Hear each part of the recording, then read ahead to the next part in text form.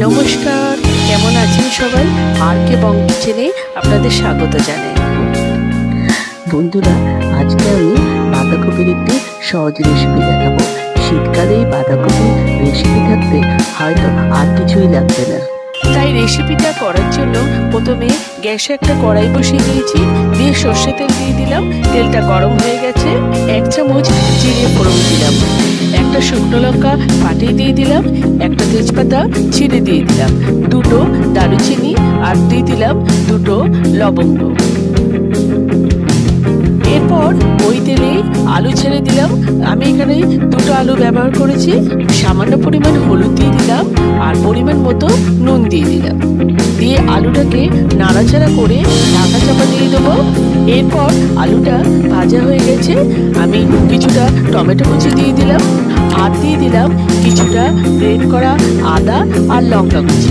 এরপর টমেটোটা ভুজে গেলে আমি কিছুটা পরিমাণ কড়াইশুঁটি দিয়ে দিলাম। বাঁধাকপি রান্নাতে কড়াইশুঁটি দিলে এর স্বাদ কিন্তু অনেকটাই বেড়ে যায়।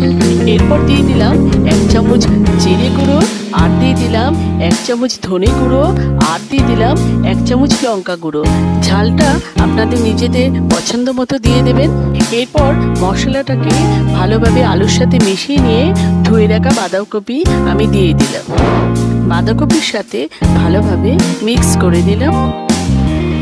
আমার ভিডিও যদি আপনাদের ভালো লাগে তাহলে লাইক, শেয়ার এন্ড সাবস্ক্রাইব করবেন। এরপর 10 মিনিটের জন্য ঢাকা চাপা দিয়ে দেবো। এরপর বাঁধাকপিটা সিদ্ধ হয়ে গেছে, বাঁধাকপি যে জলটা বেরিয়েছে সেটা শুকিয়ে নেব। এরপর পরিমাণ মতো চিনি দিয়ে দিলাম। এই রান্নাটায় একটু মিষ্টি দিতে হবে। এরপর বাঁধাকপিটা আমার হয়ে গেছে। এরপর 1 চামচ গরম মশলা গুঁড়ো দিয়ে দিলাম আর দিয়ে দিলাম 1 চামচ ঘি। এরপর গরম মশলা আর ঘি বাঁধাকপির সাথে মিশিয়ে নিলাম। এরপর রান্নাটা আমার রেডি হয়ে গেছে। এবার সার্ভ করে নিলাম। তাই আপনারা এইভাবে বাড়িতে বানান, আশা করি আপনাদেরও ভালো লাগবে। তাহলে আজকে ভিডিওটা শেষ করছি, পরবর্তী আরেকটা ভিডিওতে দেখা হবে।